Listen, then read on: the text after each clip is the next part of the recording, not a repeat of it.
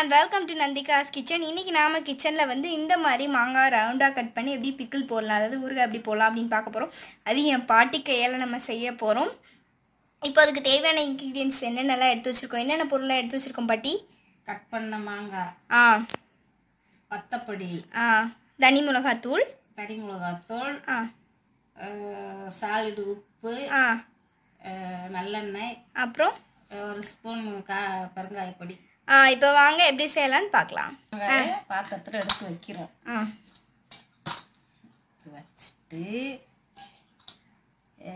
வத்தப்பொடி போடுறோம், எண்ணெய் ஊற்றுறோம்.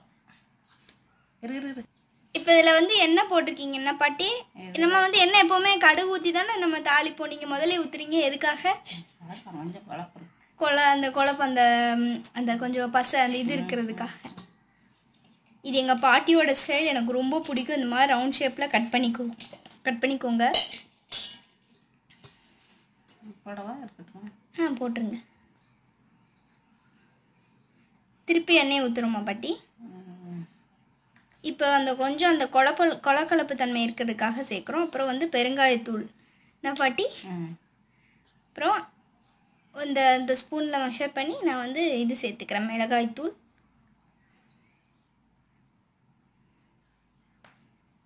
அப்புறம் உப்பு உங்களோட டேஸ்ட்க்கு தக்கன உப்பு கொஞ்சம் போட்டால் போதும், தேவையான அளவு.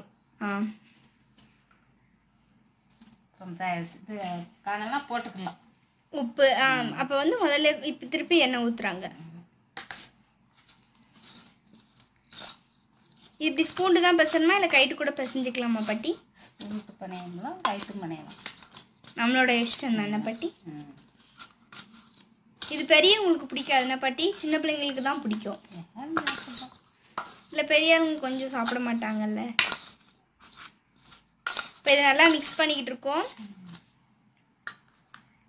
தேவைப்பட்டால் இன்னும் கொஞ்சம் மிளகாய்த்தூள் சேர்த்துக்கலாம். திருப்பி தேவைப்பட்டால் கொஞ்சம் எண்ணெய் ஊற்றிக்கலாம். உப்பு கொஞ்சம் போட்டால் தான் கரெக்டாக இருக்கும் அப்படின்னு பாட்டி சொல்கிறாங்க. இப்போ கைட்டே குழப்பிக்கிறாங்க, ஏன்னா கை தான் கரெக்டான நல்லா பெசவே முடியும்னா பாட்டி. இப்போ நல்லா பிசைஞ்சதுக்கப்புறம் பார்க்கலாம். சொல்லுங்கள். இதை வச்சு இப்படி வச்சிட்டோம்னு சொன்னால் ஊறிடும். நல்லா நைட் வரைக்கும் வச்சு காலையில் எடுக்கணும், மூடி வச்சோம்னா. அதுக்கப்புறம் இதை எப்பவுமே எடுக்காமல் நம்ம நல்லா ஊறிட்டோம்னா நல்லா சாப்பிட்டுக்கலாம். நைட்டு மூடி வச்சா காலையில் எடுத்துக்கலாம். திறக்காம நல்லா மூடி வச்சிட்டோம்னா நல்லா எடுத்துக்க சாப்பிட்டுக்கலாம். எதுக்கெல்லாம் நல்லாயிருக்கும் இந்த ஊறுகாய்? எல்லாத்துக்கும் நல்லா தான் இருக்கும். ஊறணும், கொஞ்சம் நல்லா ஊறணும். இதுக்கப்புறம் நம்ம என்ன செய்ய போகிறோம்? அப்புறம் தாளிக்க வேண்டியதான். இதுக்கு இது கொஞ்சமே போதும்னா பாட்டி, நிறைய பொடியெல்லாம் சேர்க்கணும் தேவையில்ல. வெந்தய பொடி அந்த மாதிரி எதுவும் சேர்க்கணும்? விசாரிச்சு போட்டு அவ்வளோதான். எல்லாம் போட்டாச்சுல, பாருங்க எல்லாம் போட்டாச்சுல. இல்லை வெந்தய பொடியெலாம் இதுக்கு அவசியம் தேவையில்லை. வெந்தயம் போடலாம், வெந்தயம் பொடி கடுகும் போடணும், கடுகு பொடியும் போடணும்.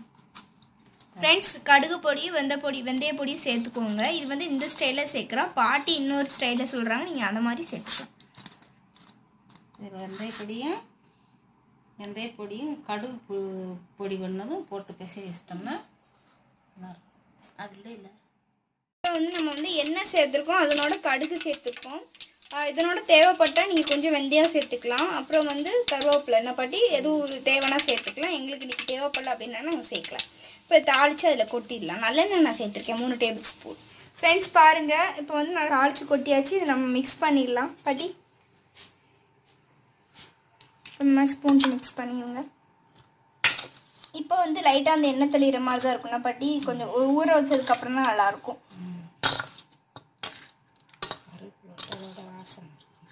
கருவேப்பிலை போட்டால் இன்னும் கொஞ்சம் வாசனை இருக்கும். ஃப்ரெண்ட்ஸ், என்கிட்ட இன்னைக்கு கருவேப்பிலை இல்லை, பாட்டி இன்னைக்கு தான் வந்தாங்க, அதனால் வீடியோ போடலாம் அப்படின்னு சொல்லி தோணுனால நான் வீடியோ போட்டிருக்கேன். ஓகே ஃப்ரெண்ட்ஸ், நம்மளோட இந்த ஊறுகாய் ரெடி ஆயிடுச்சு. நம்ம வீடியோ உங்கள் வீட்டில் செஞ்சு பாருங்கள், நல்லா மூடி வச்சு இது பண்ணுங்கள்.